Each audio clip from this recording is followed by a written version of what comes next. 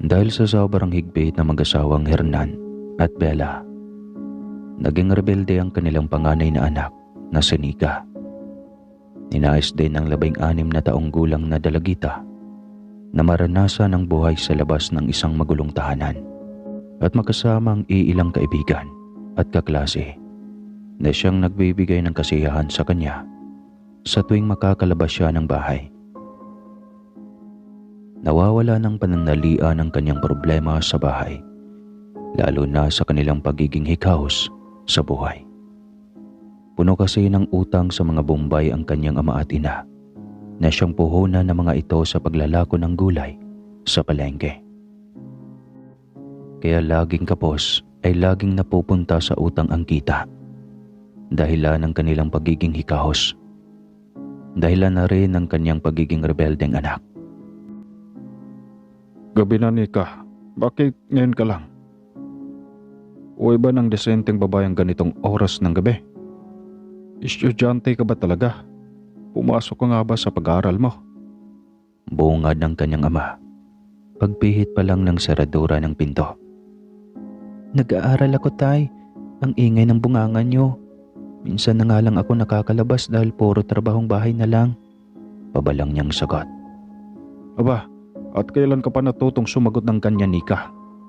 Nagbabarkada ka na ng masasamang impluensya. Bulyaw ng kanyang ama. Sumimangot na lamang siya at tahimik na pumasok sa kanyang kwarto. Alam niyang kapag sasagot pa siya sa kanyang ama, ay siguradong masasaktan lang siya nito. Ang mensang beses na umuwing gabi si Nika ay naging madalas na, kaya minsan ay napagbuhatan na siya ng kamay ng kanyang ama. Hanggang sa makilala ni Nika si Filomeno. Pinsan ito ng kanyang kaklase at kabarkadang si Delia. Nagkagusto ang 23 anyos na binata kay Nika. Dahil mabait at gwapo ito, ay nagustuhan din kaagad ito ng dalaga. Sa madaling salita ay naging magkasintahan ang dalawa na siyang hindi naman ay tago ng matagal ni Nika sa kanyang mga magulang. Kay bata mo pa, Nika. Kaya kami nagkantakuba sa pagtitinda ng gulay sa palengke ay upang makatapos ka at maiahon mo kami sa hirap. Kahit lubog na kami sa utang ay kinakaya namin dahil gusto naming magkaroon ng magandang buhay. Ikaw ang panganay kaya ikaw ang aming pag-asa. Mahabang litanya ng ama ni Nika. Yan ang hirap sa inyo, tay. Gagawin niyo lang akong puhunan sa inyong pamumuhay. Pagdating ng panahon, sana din nyo lang ako binuhay pa. Abay, ang bastos mo naman, Nika. Natuto ka na talagang sumagot-sagot. Singit ng kanyang ina. Humaba pa ang kanilang bangayan hanggang sa napuno ang kanyang magulang. At sa galit ay, pinalayas na siya sa kanilang pamamahay. Nika, malalim na ang gabi. Buti hindi ka napahamak sa daan. Gulat na tanong ng kanyang kaklaseng si Delia nang pagbuksan siya nito ng pinto. Mabilis namang lumapit ang kanyang nobyong si Filomeno na puno ng pagtataka ang reaksyon dahil sa dala-dala niyang malaking bag. Itaanan mo na ako, Filomeno. Pinalayas na ako sa amin dahil sa iyo. Tanging sagot niya. Nagulat man ang magpinsan ay wala na ang mga itong magawa. Mabuti na lamang at hindi nagising ang mga magulang ni Delia.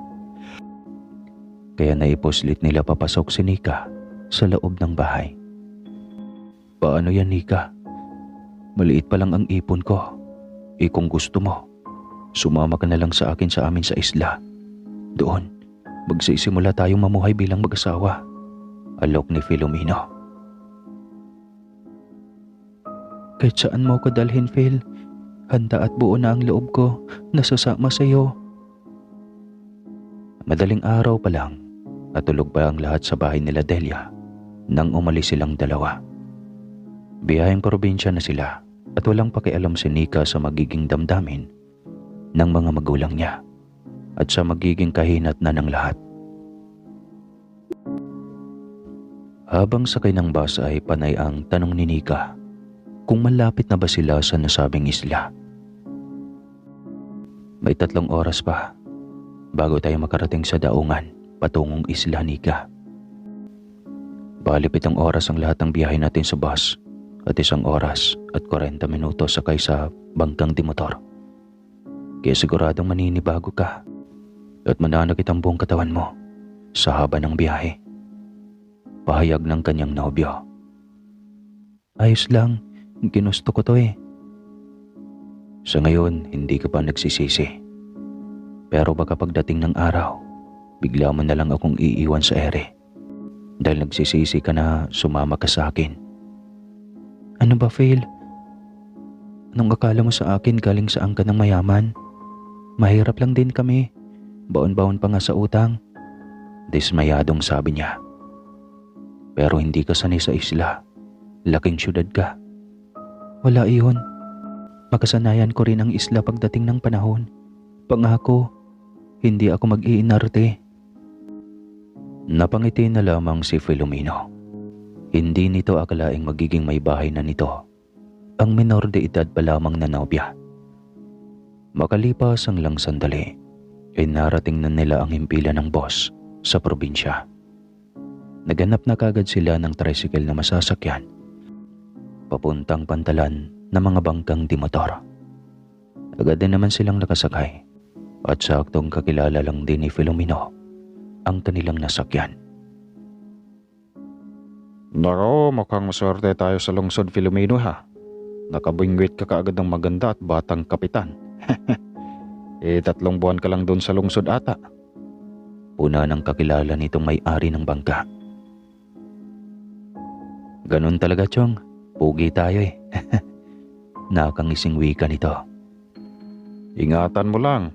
Baka mabiktima na naman ng mga mandaragit yan. Huwag mo nga takutin ang asawa ko, Kuya Pedring. Hindi ko naman siya tinatakot. Binabalaan lang kita. At baka maulit na naman ang nangyari sa'yo. 3 taon ang nakaraan. Tumahimik ka nga, Kuya Pedring. Galit na singhal ni Filomeno. Anong ibig niyang sabihin, Phil? Kunot noong tanong ni Nika. Wala yun, Nika. Huwag mo nang isipin pang bagay na yan. Mamayang konti lang ay nasa isla na tayo. Tanging sagot nito. At wala siyang magawa kundi ang tumahimik habang nakaukit ang malaking katanungan sa kanyang isipan. Bigla siyang kinabahan na tila ba hindi niya maipaliwanag ang kabang lumulukob sa kanyang dibdib.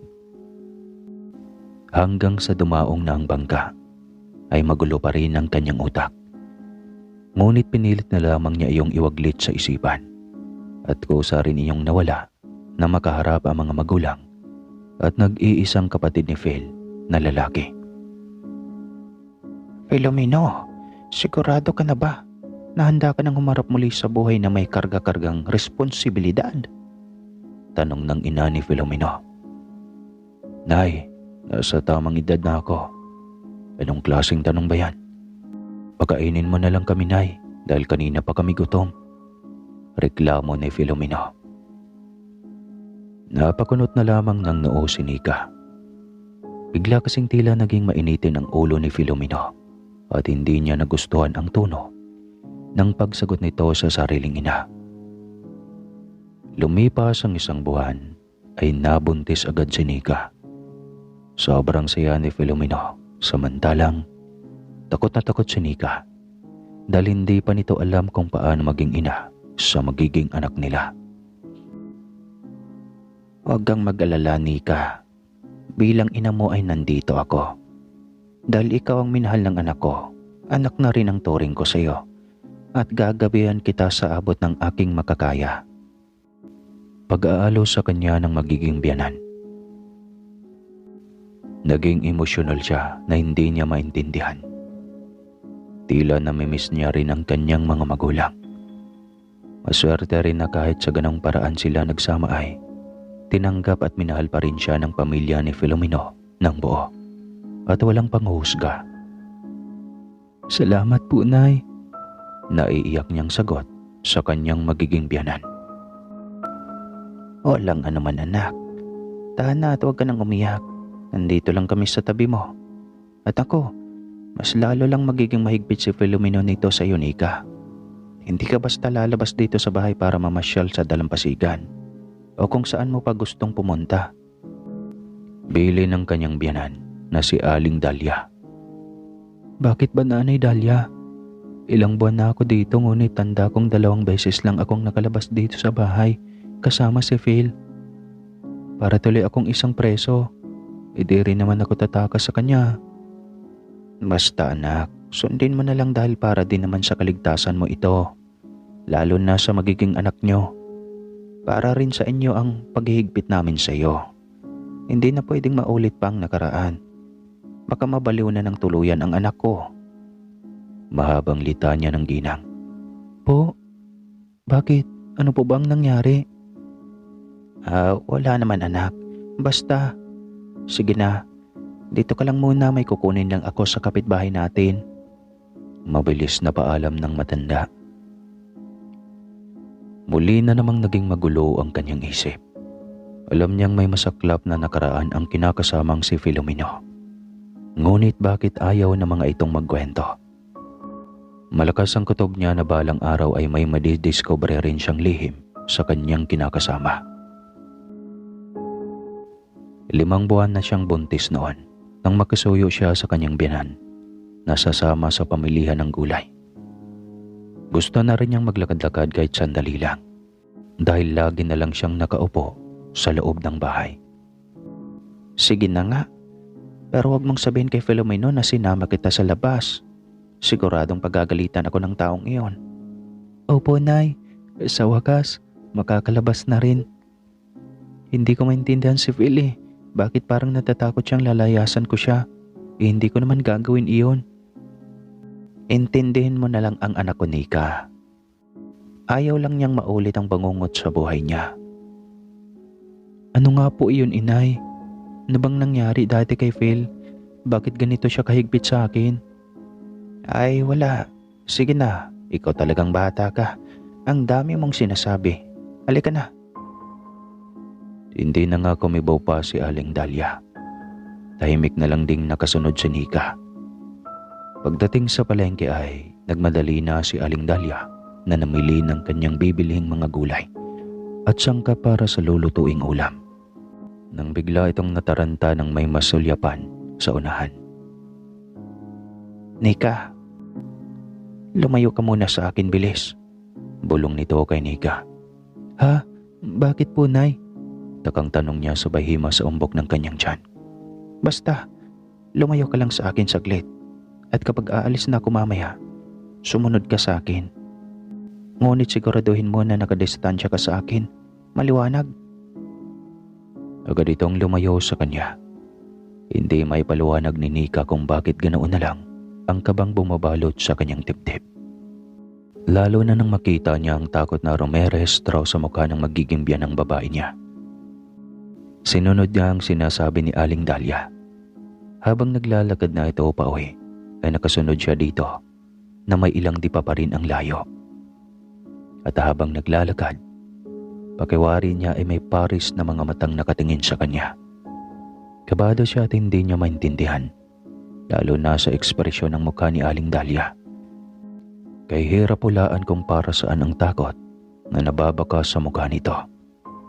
Pagdating sa bakuran ay nagmamadaling pumasok si Aling Dahlia sa loob ng bahay at inikot ang mga mata sa paligid.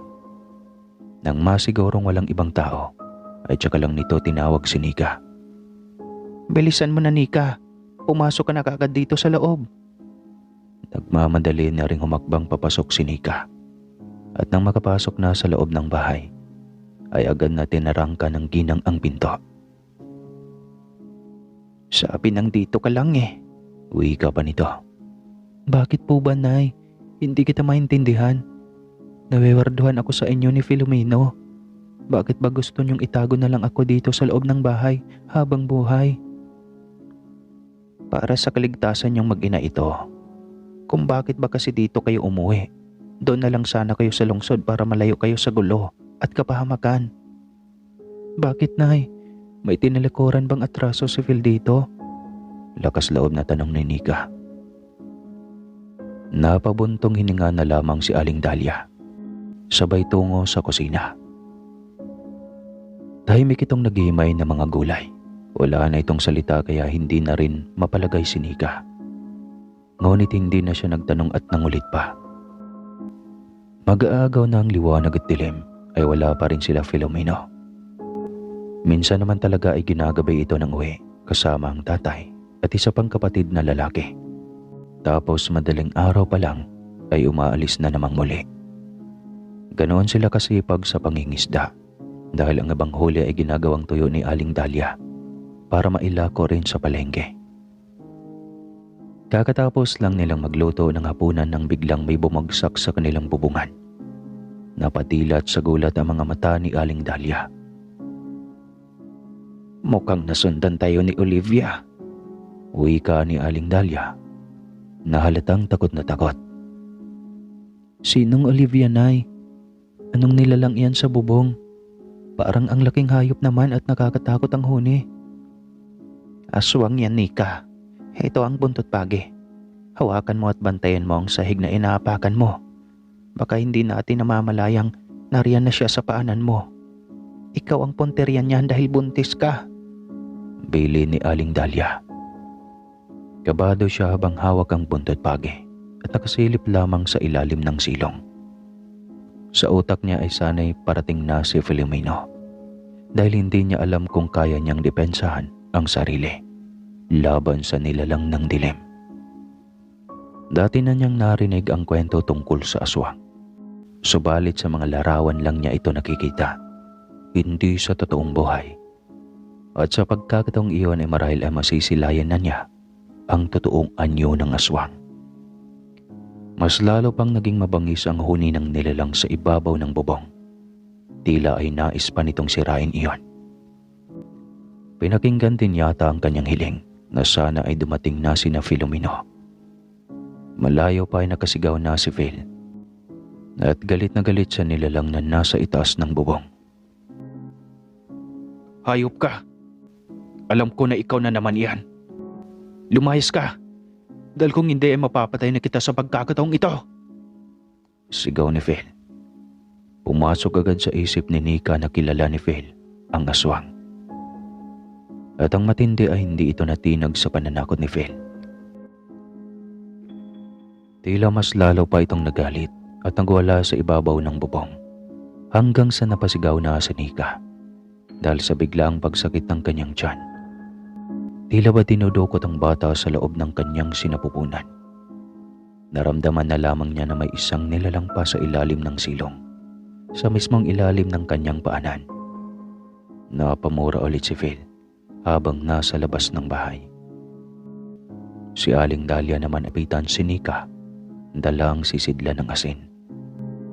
Binuhusan nito ang asin ang ilalim ng silong kung nasaan ang aswang na nagbabaga ang mga mata at nakatingala kay Nika.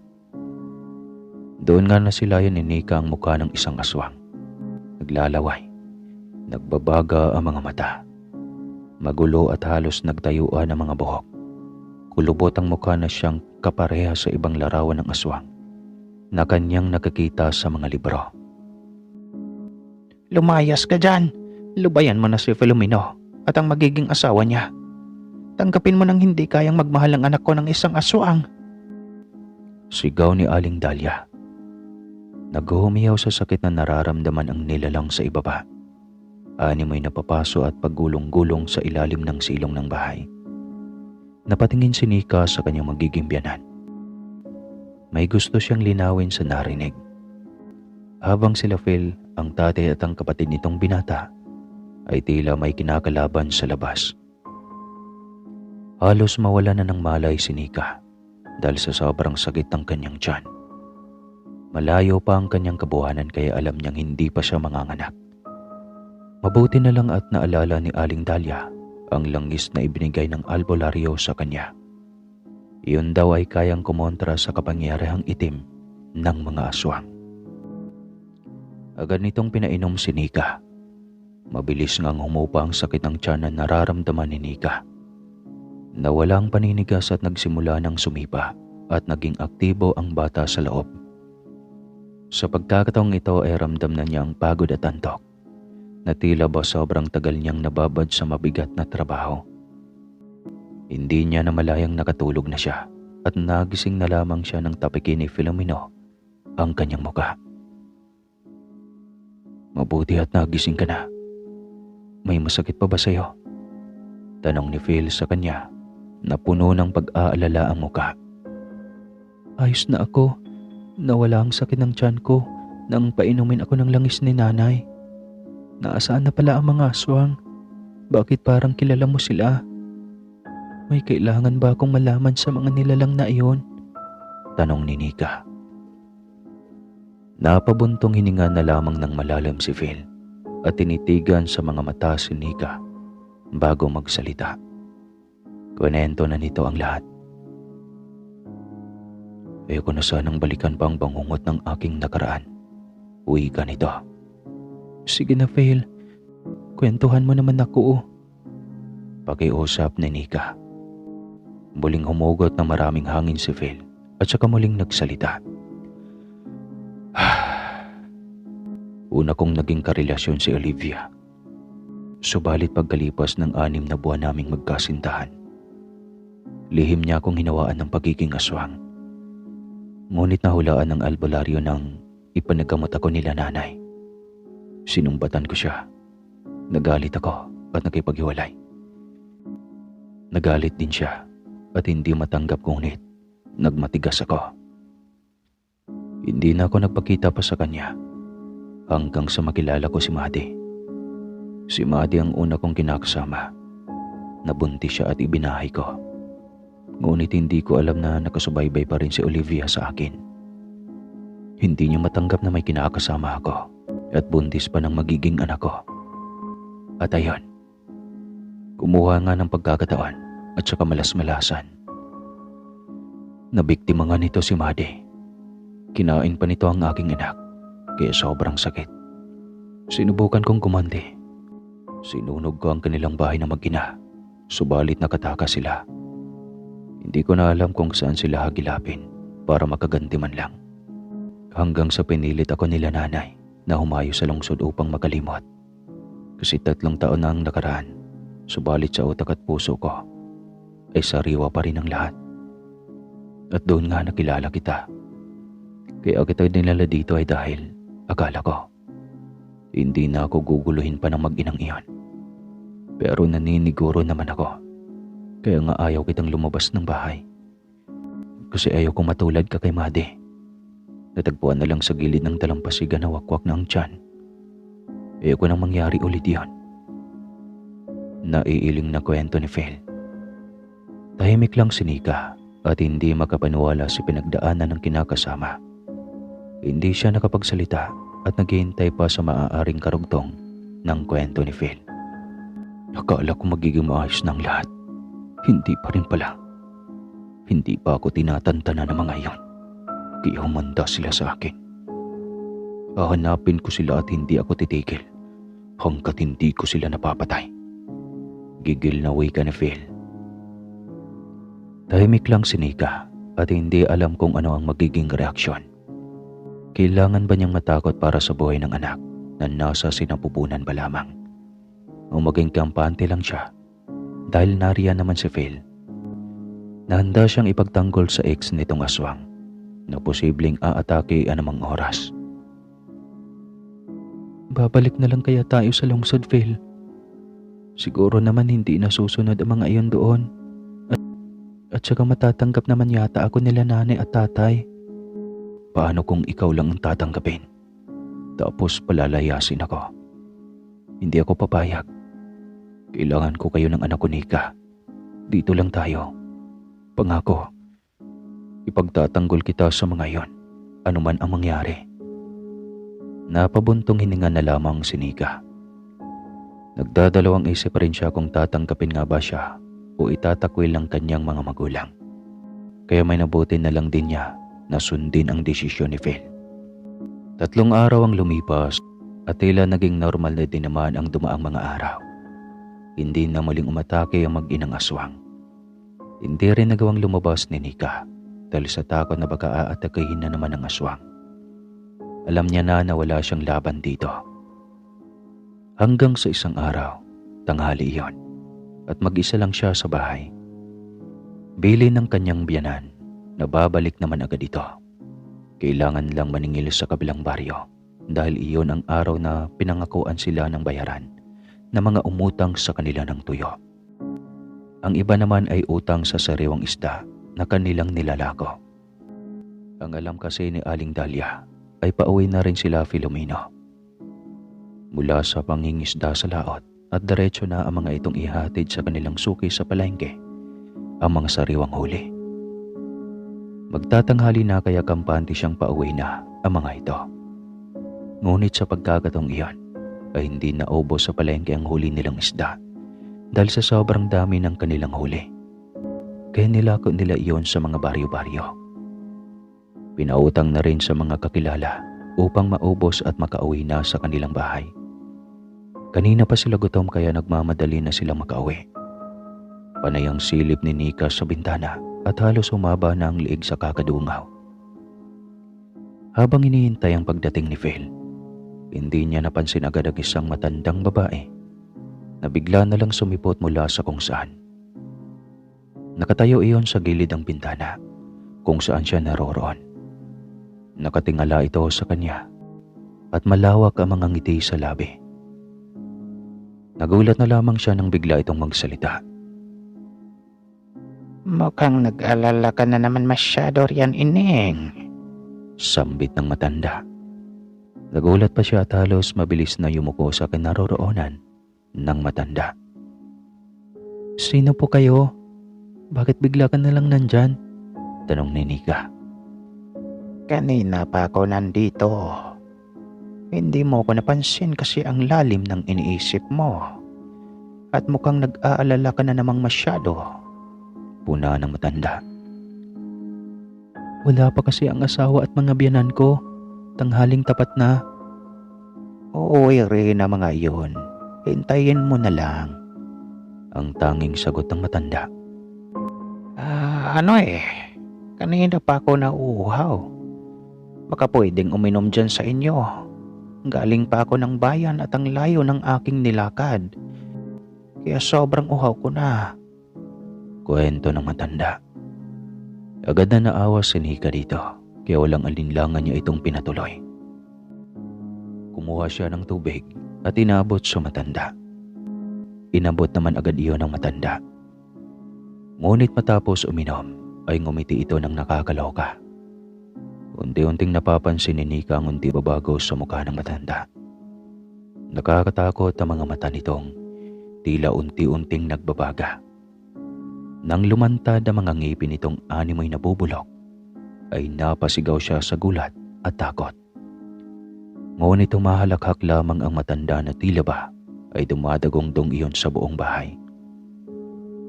Nanginginig sa takot si Nika dahil sa pagkakataong iyon, wala siyang mahinga ng tulong. Malayo ang kanilang kapitbahay at kahit anong pagsisigaw niya, ay siguradong hindi siya maririnig. Pinipilit niyang sumigaw para humingi ng tulong, ngunit para siyang binabangungot ng gising. Hindi siya makakilos at walang lumalabas na boses sa kanyang nanunuyong bibig. Naliligo na rin siya ng pawis, kung sana naisip niya kanina na posibleng aswang pala ang matanda. Kaso ay ang akala niya ay sa gabi lang umaatake ang mga aswang. Wala siyang ideya na posible rin ang mga itong umatake kahit sa katanghaliang tapat. Anong laban niya ngayon sa kapangyarihang itim ng matanda? Hinimas pa nito ang kanyang tiyan, kaya bigla itong nanigas at sumakit. Napasampit siya sa kanyang utak ng pangalan ng Diyos at aramdam niyang naapektuhan ng matanda at mabilis na inalis ang kamay mula sa kanyang tiyan. Animoy na paso ito ng kanyang bigkasin ang pangalan ng Diyos sa pamamagitan ng kahit utak lang niya. Hanggang sa marinig niya ang boses ni Phil mula sa di kalayuan. Nabuhayan siya ng loob at napaiyak sa tuwa dahil alam niyang magiging ligtas na silang mag-ina. Rumestro ang galit sa mukha ng matanda. Babalagyan kita. Hindi ako titigil hanggat hindi ko na ipaghiganti ang anak ko. Wika nito na siyang narinig din ni Phil, kaya't patakbong pumasok ito ng bahay. Nika, sino yan? Anong nangyayari dyan? Pasigaw na tanong ni Filomeno habang papasok ng bahay. Naabutan nito ang matanda, ngunit bigla rin itong naging anyong pusa at tumalon palayo hanggang sa mawala na sa kanilang paningin. Doon muling napahagulgol ng iyak si Nika. Unti-unting nawawala ang pananakit at paninigas ng kanyang tiyan. Diretso siyang niyakap ni Phil na punong-puno ng pag-aalala. Hayop na mersing yan! Galit na sigaw ni Phil. Paano nakapasok yun dito? Tanong pa nito sa kanya. Nagmamakaawa kasi uhaw na daw siya. Ayun, pinainom ko. Ngunit biglaan na lang naging nakakatakot ang kanyang mukha. Tapos hinimas ang tiyan ko kaya biglang nanakit. Napahilamos ng mukha si Phil. Napahaplos din sa kanyang tiyan na puno ng pag-aalala. Sa susunod, huwag ka nang magpapapasok at huwag mo nang harapin ang kahit na sino na hindi mo kakilala. Si Mersing ang matandang iyon, ang ina ni Olivia. Mabuti at umabot pa ako. Malamang masama ang balak ng matandang iyon sa inyo ng anak natin.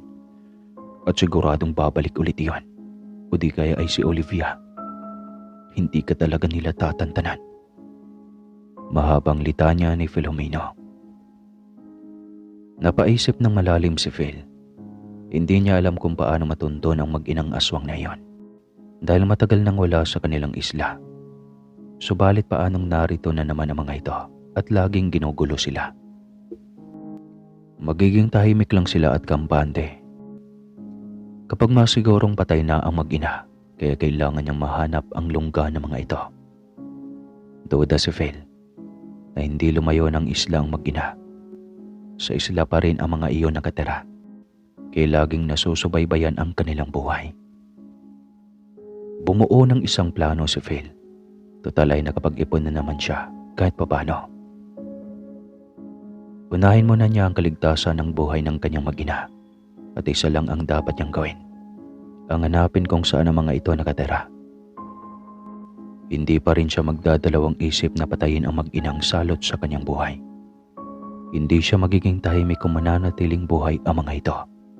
Inuumpisan siya ng mga ito, kaya kailangan niyang tapusin para sa ikatahimik ng kanyang buhay, kasama ang binuong pamilya. Nagpaalam siyang hindi muna sasama sa pangingisda. Kinabukasan, maaga siyang gumayak para ikutin ang ibang baryo ng isla.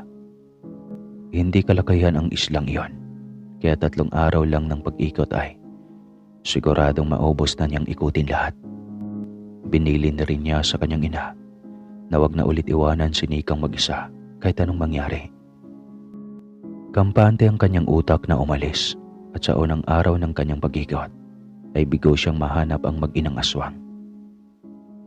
Ngunit sa ikalawang araw ng paghahanap, hindi niya inaasahan na may mamamataan siyang kubo na halos nakatago sa mga kahoy na mangrove.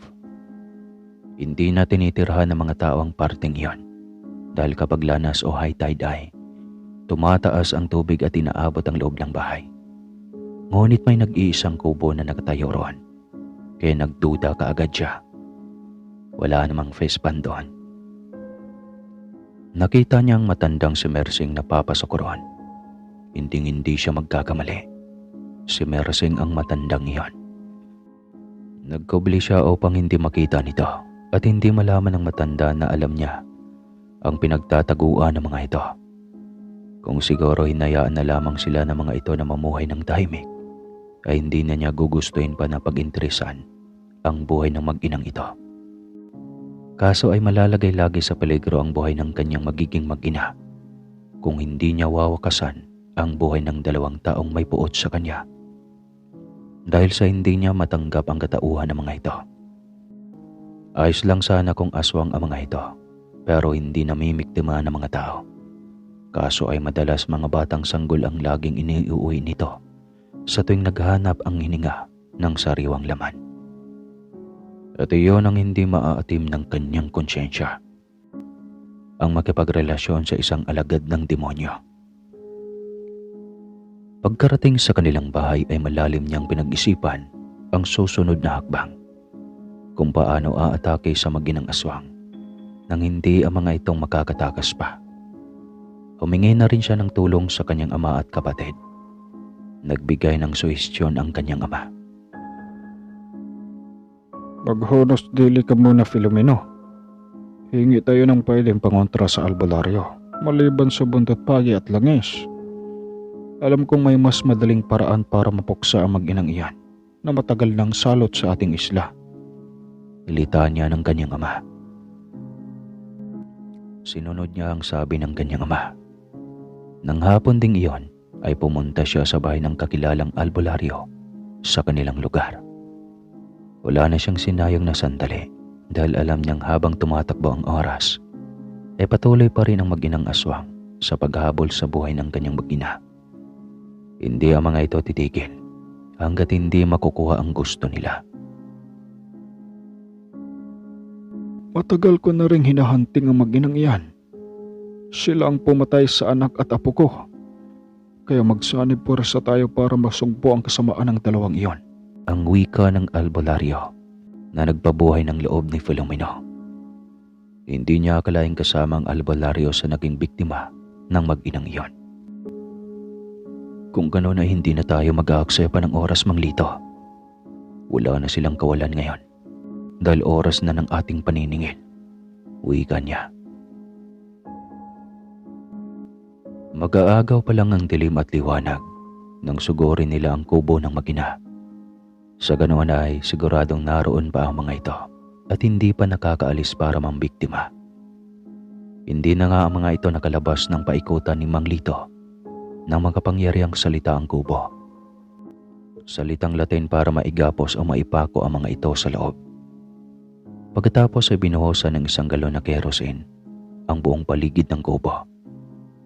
Narinig nilang pagmamakaawa ng mag-ina sa loob, ngunit nagmistola silang bingi at nilikom na rin ng galit at pagkagigil ang kanilang sarili. Wala na silang ibang iniisip, kundi ang mawala na ng tuluyan ang mag-ina. Naglalagablab sa apoy ang buong kubo. Halos umaalingaw-ngaw sa kanilang tenga ang hiyaw at pagmamakaawa. Ang unti-unti nang nasusunog na katawan ng mag-inang aswang. Hanggang sa tuluyan na ang mga itong tumahimik. Wala na ang mga ito.